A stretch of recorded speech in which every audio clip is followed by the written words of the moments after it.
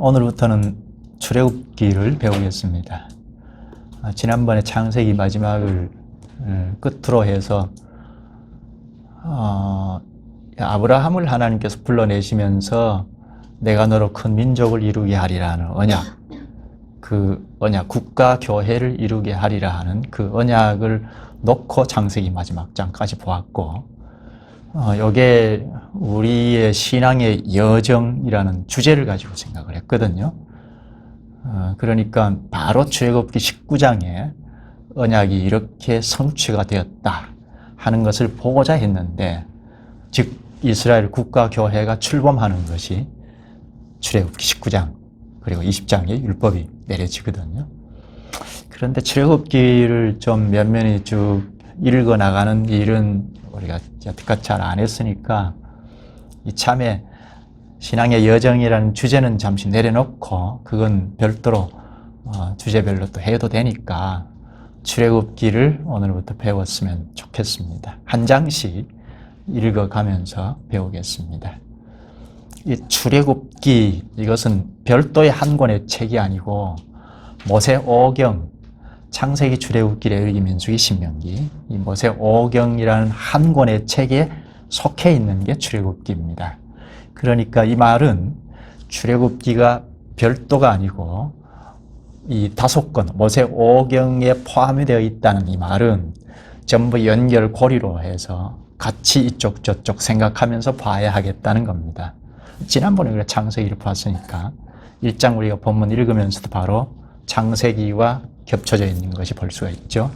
하나님의 말씀은 본래 그렇습니다. 성경 어떤 것이든지 다 연결고리로 이렇게 토막토막 따로따로가 아니고 전부 연결되어 있습니다. 그러니까 설교를 한 1년, 2년 혹은 10년 이렇게 해놓은 것을 쭉 놓고 보면 전부 따로따로 관련이 없는 설교면 생각할 점이고, 전부 유기적으로 관련이 있습니다. 이쪽 저쪽 전부 관련이 있습니다. 하나님의 입에서 나온 계시의 말씀이기 때문에 그렇죠. 출애굽기는 성경 전체를 놓고 봐야 하겠다는 것은 뭐 틀림없지만 그건 너무 우리가 벅차고 모세오경에 속해 있는 책이다 그렇게 생각하고 봐야 하겠고, 우리가 창세기 말미는 12장부터는 쭉 이렇게 좀 차분히 살펴봤으니까 창세기와 맞물려 있는 것이다 생각하고 봐야겠습니다. 오늘 1장은 여러분 여러 차례 읽고 오셨을 텐데요. 1장의 그림을 살짝 그려보면 바로 정권 휘하에서 처해 있는 이스라엘의 모습을 볼 수 있죠. 바로의 권력의 지배하에 있는 이스라엘. 요건 이스라엘은 우리 인류가 처해 있는 현실을 말하고 있는데요. 바로 정권은 이 세상 권력이라고 볼 수 있고, 그리고 이스라엘은 이 세상의 권력, 그 배후에는 사탄이 있는데 이 세상 권력의 지배하에 놓여 있는, 노예 생활하잖아요. 세상 권력의 지배하에 놓여 있는 인류의 현실을 말해주고 있습니다.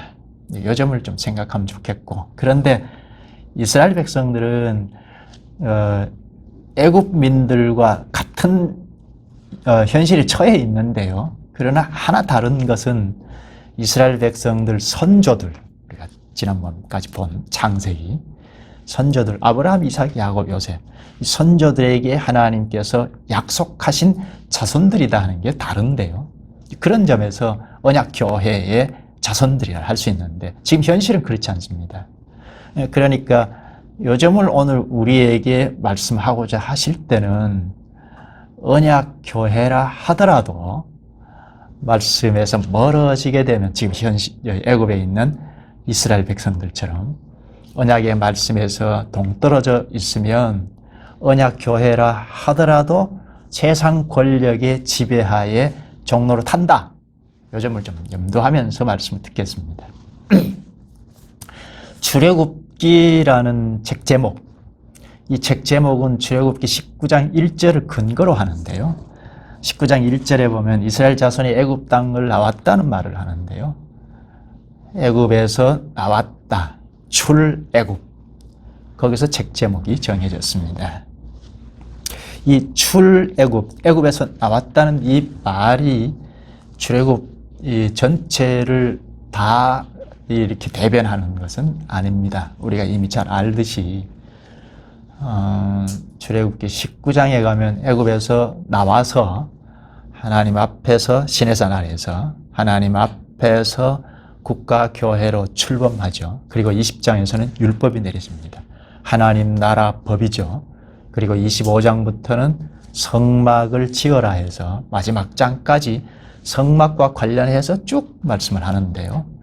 그러니까 애굽에서 나왔다, 출애굽. 이게 출애굽 성경 전체를 대변하는 것은 아닌데, 그러나 애굽에서 나와서 교회로 출범하고 그 교회가 하나님 나라 기관인 교회이니까 하나님 나라 법이 통용이 되고 이렇게 다 이렇게 물려가니까 출애굽이라는 제목이 합당하다. 그렇게 볼 수 있죠.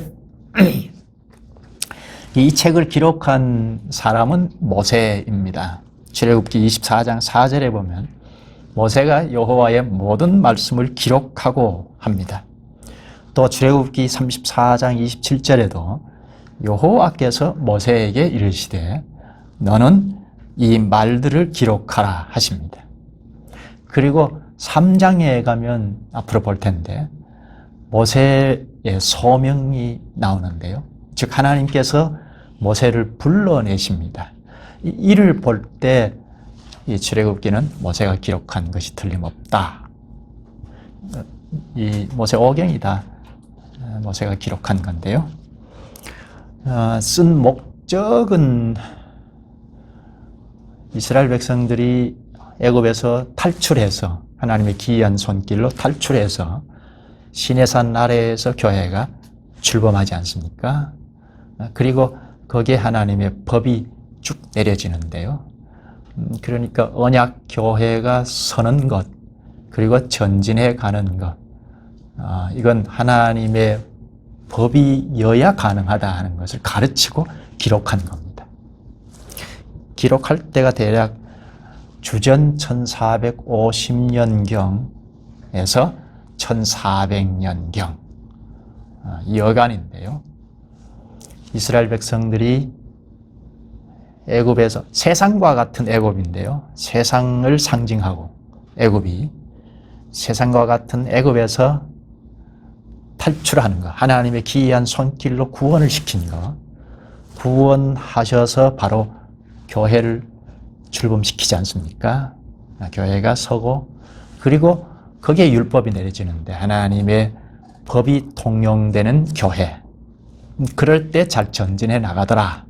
요걸 가르치기 위함인데 오늘 우리에게도 이걸 가르칩니다. 언약 교회가 서고 전진하려면 하나님께서 내려주신 법을 지켜야 된다. 하나님의 법을 지키지 않으면 교회로 설 수도 없고 섰다가도 허물어진다. 이걸 명확하게 가르칩니다.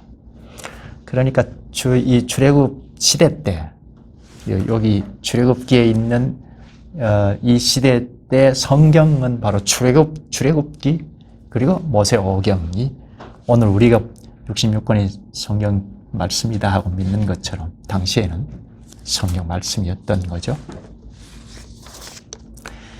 오늘 본문 1장부터 이스라엘 민족의 형편을 잘 말합니다. 한마디로 세상 권력의 지배하에 있는 이스라엘의 형편입니다.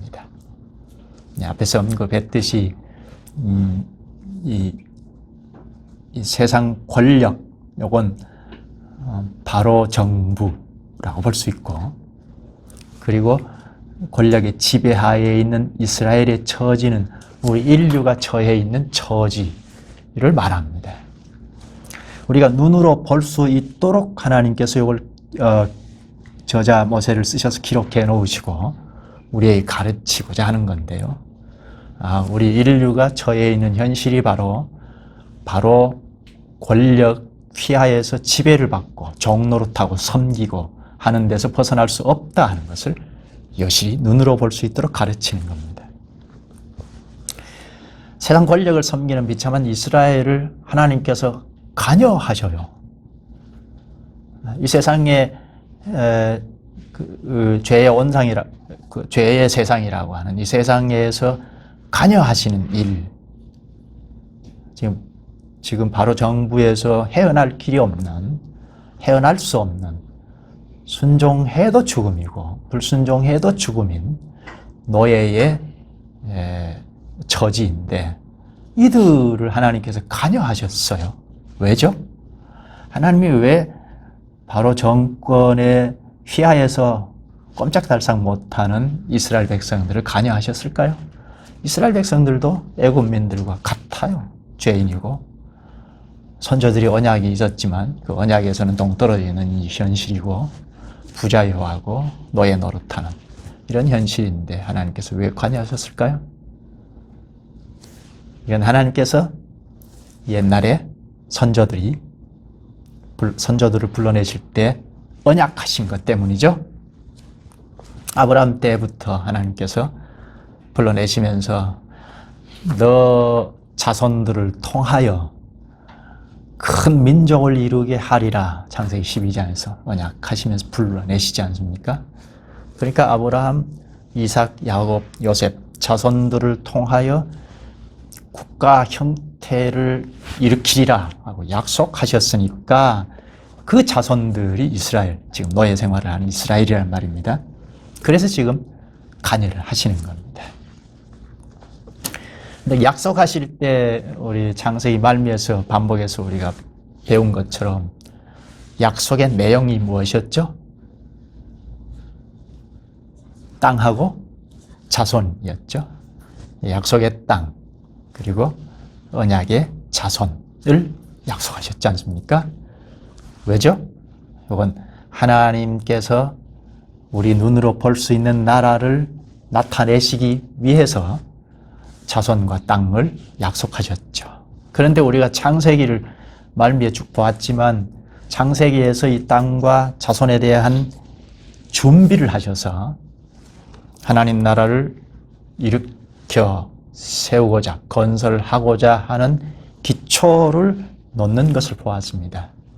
하나님 나라가 나타나려면 자손이 있어야 하고 땅이 있어야 하는데 땅은 가나안 땅이고 자손은 하나님 나라를 이룰 만한 자손이어야 하니까 계속 약속하시면서 자손을 생산 양육하게 하셨죠.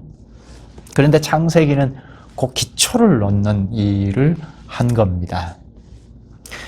이 하나님께서 이 나라를 전제하고 땅 자손을 약속하셨는데 이 나라가 처음에는 미미하게 소극적으로 진행해 오다가 창세기 12장에 와서는 보다 적극적으로 능동적으로 진행해 갑니다. 그러다가 야곱과 요셉 때에 와서는 그 준비를 다 마칩니다. 그러면서 창세기가 마쳐지죠. 가나안 땅에 견고하게 뿌리 내릴 나라를 준비하는 것으로 창세기는 마칩니다. 본문 1절을 볼까요? 하나님 나라 기초가 놓인 것을 창세기 말미와 출애굽기 1장이 이렇게 맞물려서 얘기하는데요. 1절 야곱과 함께 각각 자기 가족을 데리고 애굽에 이른 이스라엘 아들들의 이름은 이러하니 아들 이름을 쭉 요셉까지 12명을 쭉 얘기하면서 5절에 야곱의 허리에서 나온 아들이 모두 70이요 요셉은 애굽에 있었더라. 야곱 공동체가 가나안 땅에서 애굽으로 쭉 내려왔는데 그 인원수가 70명이라 하죠. 하나님 나라를 이룰 자손, 언약의 자손이죠. 하나님 백성이죠. 백성들의 인구가 한 70여 명이다.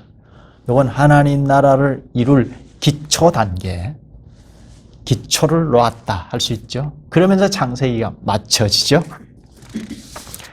그리고 출애굽기에 와서 국가를 이룰 정도의 수가 불어난 것을 말하고 있습니다. 그래서 결국 출범하는데요. 국가가 출범합니다. 보면 7절에 한번 볼까요? 이스라엘 자손은 생육하고 불어나 번성하고 매우 강하여 온 땅에 가득하게 되었더라. 이제 국가를 이룰 만한 수가 됐다는 거죠. 국가를 이룰 만한 수가 부상합니다.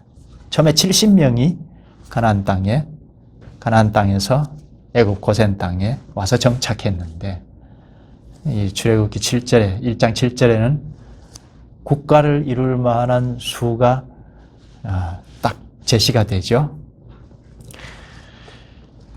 문제는 지금 현재 이스라엘 백성들의 처지가 종노릇하는 처지이죠. 바로 정권 지배하에서 섬기고 있는 처지입니다. 하나님을 모르는 세상에 접해 있는 처지이죠. 거대한 감옥과 같은 곳에 갇혀 있습니다. 하나님 나라를 이루려면 자유의 몸이 되어야죠. 세상의 지배를 받아서는 곤란하죠. 구출을 받아야죠. 하나님 나라를 이루려면 자유가 있어야 하고 구원이 되어야 하고, 우리말로 하면 세상에서 구원이 되어야 하고, 그리고 하나님 앞에 이르러서 공식적으로 언약이 체결되어야 하죠. 그래야 언약민으로 하나님 나라다 하고 시작할 수 있잖아요. 언약민으로 출범돼야 하니까, 그래야 하나님 나라이니까 언약이 체결이 되어야 하고, 그렇게 해서 하나님과 연합이 되어야 비로소 하나님의 백성으로, 하나님의 교회로, 또는 하나님 나라로 출범할 수가 있습니다. 19장에 가서 지금 그런 수가 불어났는데, 아직은 부자유하고 노예 노릇하고 있고 합당하지 않는 이런 상황인데, 19장에 가서 비로소 국가로 출범합니다. 시내산 아래에서. 앞으로 그걸 향해서 쭉 1장, 2장을 읽어가 보겠습니다. 그런데 여기 1장에서 벌써 하나님 나라가 출범할 수 있는 조짐이 보입니다. 본문을 또 볼까요? 6절입니다. 요셉과 그의 모든 형제와 그 시대의 사람은 다 죽었고, 당시는 3대, 4대, 거의 3대, 4대가 같이 살았어요. 그 수명이 기니까 그렇죠. 지금과는 다르죠. 지금도 수명이 조금 긴 가정은 2대, 3대는 살잖아요. 이 당시에는 4대까지 같이 살았어요. 그 시대 사람들이 여기 다 죽었다는 말입니다. 3대, 4대가 같이 살던 사람들이 다 죽었다. 창세기 50장 23절을 보면 에브라임의 자손 3대를 보았으며 므낫세의 아들 마길의 아들들도 요셉의 스라에서 양육되었더라. 여기 에브라임, 므낫세는 요셉의 아들이잖아요. 바로 밑에 아들이죠. 요셉의 아들 에브라임 자손이 요셉의 아들 그 자손이 3대를 보았다 하죠. 그러면 1대, 2대, 3대, 4대는 좋게 되죠. 므낫세의 아들 마길의 아들들도 요셉의 스라에서 양육되었더라. 그러니까 이 므낫세의 아들까지도 요셉과 같이 살았다는 말입니다. 그러니까 요셉의 3대, 4대는 좋게 함께 살았다. 3, 4대가 같이 살았다. 그리고 요셉의 형들도 마찬가지죠. 몇 대에 걸쳐서 함께 살았습니다. 그러니까 한 세대가 100년으로 생각하면 4대 같으면 400년 되죠. 그러니까 이 6절은 아주 오랜 세월이 흘렀다는 거죠. 3, 4대의 세월이 적어도 흐른 걸 말하죠. 4대 하면 우리가 생각이 나는 게 있죠. 하나님께서 언약하신 건데요. 창세기 15장에 가면 13절부터 애굽 생활을 해야 할 것이라 할 때 4대, 6절에 가면 15장 6절에 가면 4대 만에 다시 가나안으로 귀환하겠다고 약속하시거든요. 그러니까 4대, 3, 4대가 지났다 하는 것은 하나님께서 언약하신 것이 이루어질 때가 되었다. 그 말이죠. 또 창세기 마지막에 보면 요셉이 50장 25절에 보면 요셉이 죽음을 앞두고 그 자손들에게 맹세를 시키는데요. 하나님께서 반드시 가나안 땅으로 인도하실 거다 하면서 그때 내 해골을 가지고 가나안 땅으로 복귀해라 하고 맹세를 시킵니다. 그렇게 할 거냐 하고 맹세를 시킵니다. 그게 오늘 본문에서 이루어질 때가 됐다 하는 걸 보여주죠. 본문 7절에 이스라엘 자손은 생육하고 불어나 번성하고 매우 강하여 온 땅에 가득하게 되었더라. 온 땅에 가득하게 되었더라. 이건 이제 고센 땅에 가득했다 그 말인데요. 국가 교회를 이룰 때라는 거죠. 하나님께서 창세기 12장에서 이미 하나님께서 아브라함을 통해서 언약하신 너를 통하여 너의 자손을 통하여 큰 민족을 이루게 하리라 하신 그 언약이 이루어질 때가 됐다는 겁니다. 4대 만에 15장에서는 4대 만에 다시 귀환하리라 하신 그때라는 거죠. 그런데 문제는 지금은 1장에서는 자유가 없는 몸입니다. 이스라엘 권력의 지배를 받고 있습니다. 하나님 나라를 이룰 수 없습니다. 노예 노릇하고 있습니다. 그러니까 하나님 나라를 이루려면 구원이 전제가 되죠. 당신은 애굽의 탈출이 전제가 되죠. 8절을 볼까요? 요셉을 알지 못하는 새 왕이 일어나 애굽을 다스리더니 왜 이렇게 됐는가 하는 답을 주죠. 요셉을 알지 못하는 새 왕이 일어나 이스라엘을 다스렸다.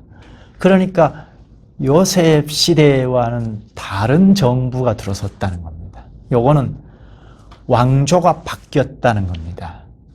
왕조가 바뀌지 않은 상태라면 다른 왕이 섰다면 누구의 왕의 뒤를 이어 누구의 왕을 계승하여 이렇게 기록할 텐데 요셉을 알지 못하는 왕이라고 한 것은 요셉 시대 때의 왕조가 아니라는 겁니다.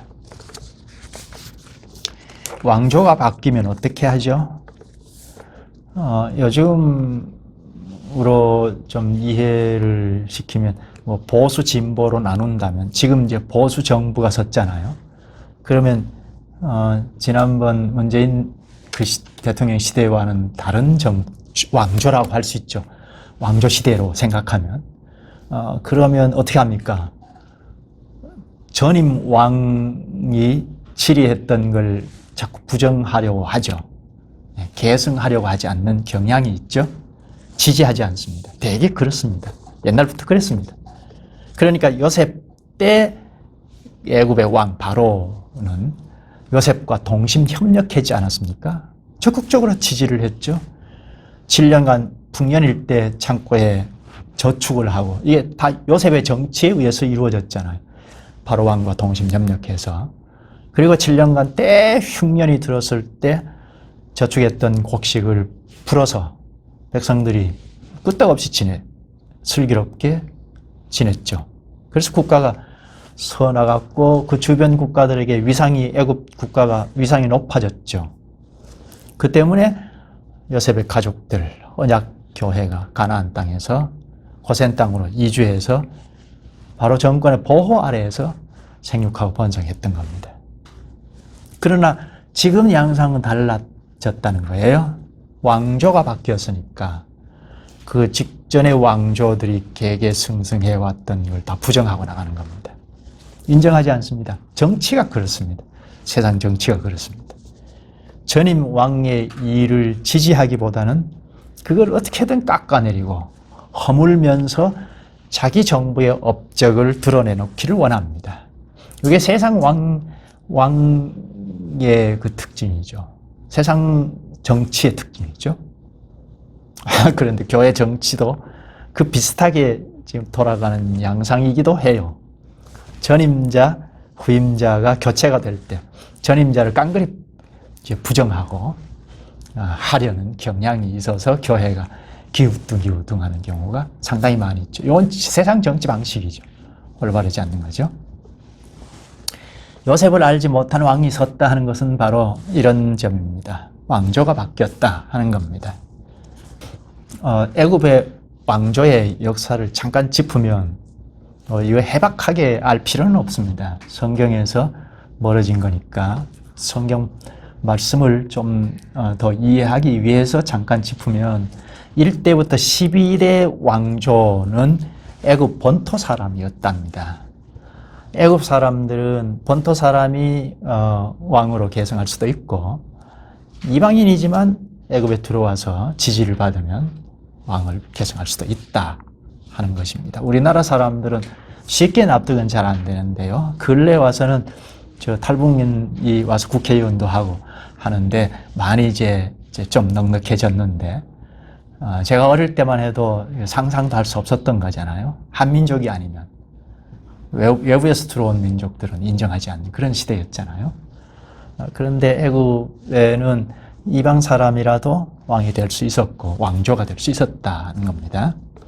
그런데 그 12대까지의 왕조가 애굽 본토인의 왕조가 셈족에 의해서 멸망을 당했습니다. 셈족은 이방인인데요. 그게 13부터 17 왕조까지입니다. 이때 요셉과 그의 가족, 언약 교회가 여기 보호를 받고 지지했던 왕조입니다. 이게 힉소스 왕조인데 셈족의 힉소스 왕조입니다. 이때 바로 왕도, 애굽의 왕도 적극적으로 언약 교회를 요셉 가족을 지켰고 보호했고 지지했고 장려했던 겁니다. 그건 그 왕조가 셈족이라고 했죠. 이스라엘 백성들도 셈족이었기 때문에 그렇습니다. 그런데 18조 왕조부터 다시 왕조가 바뀌어서 본토인이 잡았습니다. 그러니까 힉소스 왕조를 물리치고 본토의 왕이 왕조가 되었습니다. 왕조가 바뀌는 거죠. 그간 치리했던 힉소스를 다 몰아내버리고 요셉을 알지 못하는 새 왕이 일어났다 하는 본문에 그래서 이스라엘을 아주 경계하고 탄압하기 시작한 겁니다. 그게 본문 1장에서 잘 보여주죠. 바로라는 이 말은 이집트, 애굽의 왕의 공식적인 명칭입니다. 바로 하면 애굽의 왕이구나 생각하면 되겠습니다. 이때 바로가, 그러니까 이때 왕이 두투못의 1세가 아닌가 그렇게 짐작을 합니다. 그 바로가 백성에게 말합니다. 9절부터 한번 보죠. 본문 9절. 그가 그 백성에게 이르되 이 백성 이스라엘 자손이 우리보다 많고 강하도다. 우리보다 많고 강하다. 요건 뭐 수가 많다는 얘기는 아니고 정치적인 위협 때문입니다. 이스라엘이 자꾸 이렇게 번성하니까 이 반대 진영이잖아요. 보수 같으면 진보 진영이라고 할 수 있고 그 반대라고 할 수 있고 그러니까 수가 자꾸 늘어난다는 것은 정치적인 위협을 받는 거란 말입니다.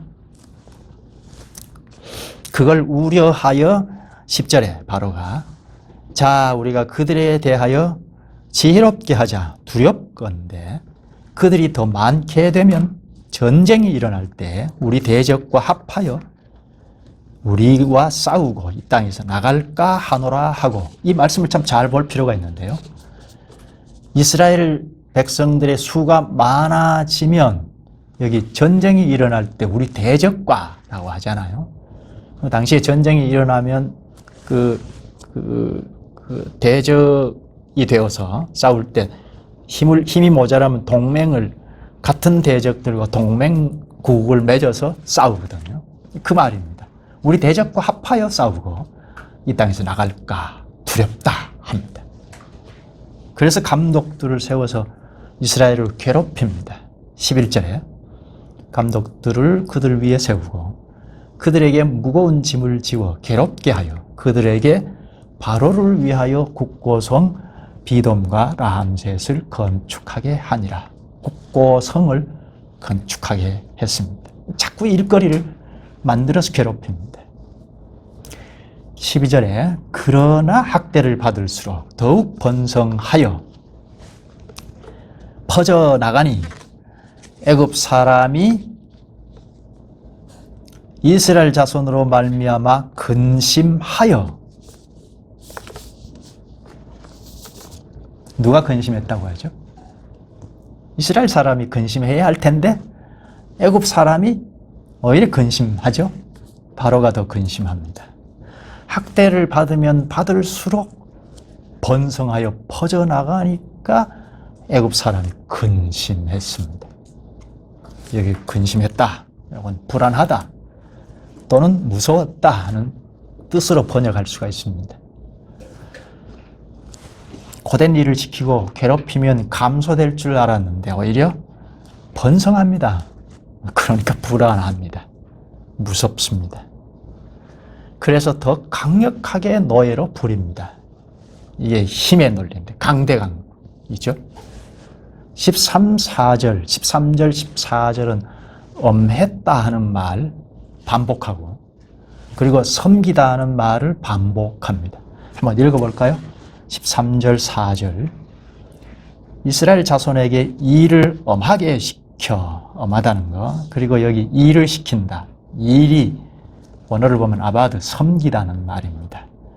또 어려운 노동으로 노동도 섬기다는 말이고 그들의 생활을 괴롭게 하니 곧 흙 이기기와 벽돌 굽기와 농사의 여러 가지 일이라. 여기 일도 섬기다는 말이고 그 시키는 일이 시킨다는 말, 일, 이 말은 다 섬기다는 말입니다. 모두가 엄하였더라.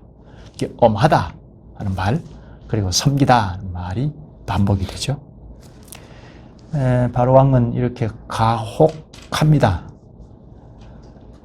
이렇게 가혹하게 압제해서 이스라엘은 그냥 뭐 어떡할 방법이 없으니까 섬깁니다. 혹독하게 섬기게 했는데 애굽이 성공했으면 좋을 텐데 그렇지 못합니다. 그래서 이제는 유아들을 죽이도록 합니다. 산파들을 시켜서 남자아이가 태어나면 다 죽여라 하죠. 그런데 그 일도 실패합니다. 이게 참 무서운 일을 자꾸 자행하죠. 실패한 원인을 보면 17절에 말하는데요. 그러나 산파들이 하나님을 두려워하여 애굽 왕의 명령을 어기고 남자 아기들을 살린지라. 당시 애굽 왕의 명령을 어기는 것은 곧 죽음입니다. 그런데 산파들은 뭐라고 하죠? 여기 왕의 명령을 어기고, 왜 어겼다고요? 하나님을 두려워하여 어겼습니다. 하나님을 두려워서 왕의 명을 어겼습니다. 하나님을 두려워하면 사람의 불의를 두려워하지 않습니다. 하나님을 경외하면 사람의 불의에 굴복하지 않습니다. 애굽 산파들이 이렇게 담대했다. 하나님께서 은혜를 베푸신 건데요. 그러니까 왕이 애굽 산파들을 다 불러 모읍니다. 이제 죽었죠. 18절에 보면 애굽 왕이 산파를 불러 그들에게 이르되 너희가 어찌하여 이같이 남자 아기들을 살렸느냐. 확인을 해야 할 거 아닙니까? 확인하니까 산파들이 19절에 산파가 바로에게 대답하되 히브리 여인은 애굽 여인과 같지 아니하고 건장하여 산파가 그들에게 이르기 전에 해산하였더이다 하매.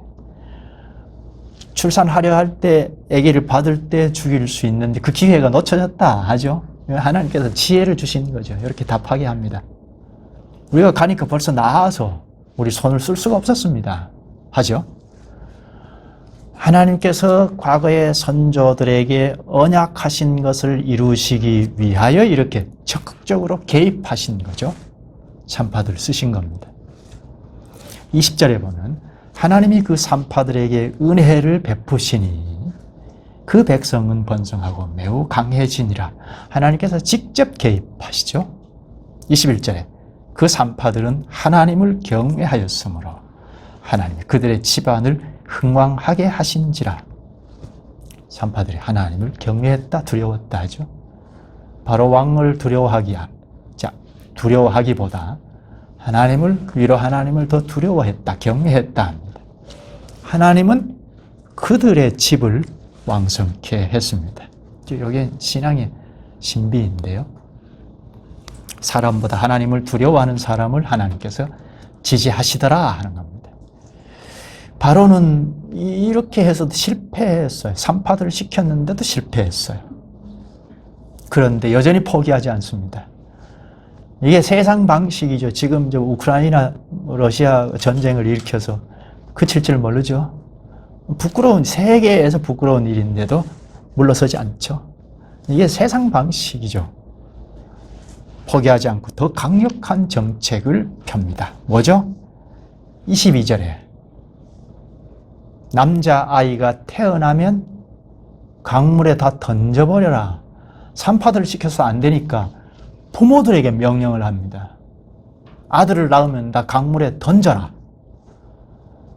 얼마나 무시무시한 이야기입니까? 그런데 이 명령은 어떤 부모가 자기 자녀를 강물에 던지겠습니까? 있을 수 없는 일이잖아요. 근데 그 통치가 얼마나 무서우면 부모들이 강물에 던지지 않으면 안 될 상황이었습니다. 그렇게 다 했어요.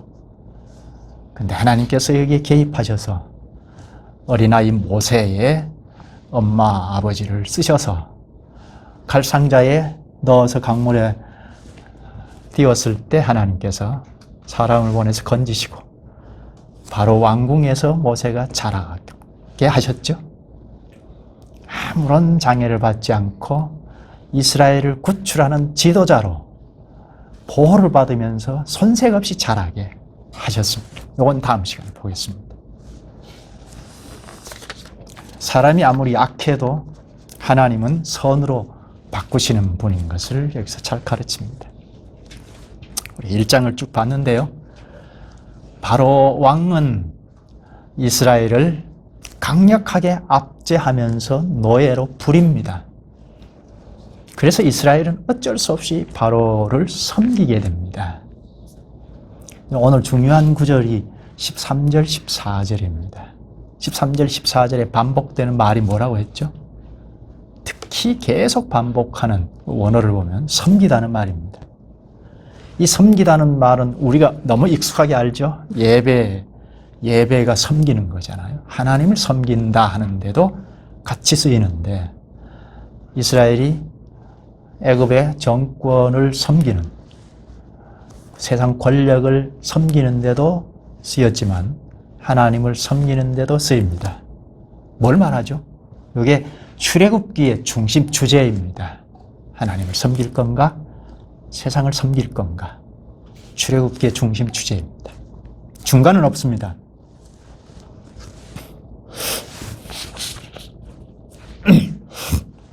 이스라엘은 지금 바로 정권을 섬깁니다. 그 바로는 이스라엘 민족을 말살하려고 종으로 부립니다. 바로를 섬기면 품삯은 무엇이죠? 섬기는 싹은 죽음입니다. 그러면 거부하면, 불순종하면 역시 죽음입니다. 섬겨도 죽음이고 불순종해도 죽음입니다. 우리가 세상에 살기 좋잖아요. 세상에 큰 사탄의 휘하에서 지금 세상 방식에 놀아나고 있는 게 인류의 현실인데 이렇게 섬기고 가다가 품삯은 사망이죠. 나 싫어. 그것도 역시 사망이죠. 세상 휘하에서 나오지 않는 이상, 애굽에서 바로 정권에서 탈출하지 않는 이상 이스라엘 처지가 우리 인류의 처지와 같습니다. 로마서 6장 23절에 말합니다. 죄의 싹은 사망이요 하나님의 은사는 그리스도 예수 우리 주 안에서 있는 영생이니라. 죄의 상징이 바로 정권입니다. 바로를 섬긴다는 것은 죄의 종노릇하는 거다 하는 겁니다. 품삯은 사망입니다. 그러니까 이스라엘은 하나님이 건져주시지 않으면 여지없이 사망의 길로 갈 수밖에 없다는 거죠. 여기 하나님을 섬기는 품삯은 영생이라 합니다. 그래서 누구를 섬기느냐? 이게 출애굽기의 주제입니다. 하나님을 섬길 거냐? 세상을 죄의 종로로 탈 거냐? 중간은 없습니다. 하나님을 섬기는 품삯은 영생입니다. 세상을 섬기는 싹은 죽음입니다.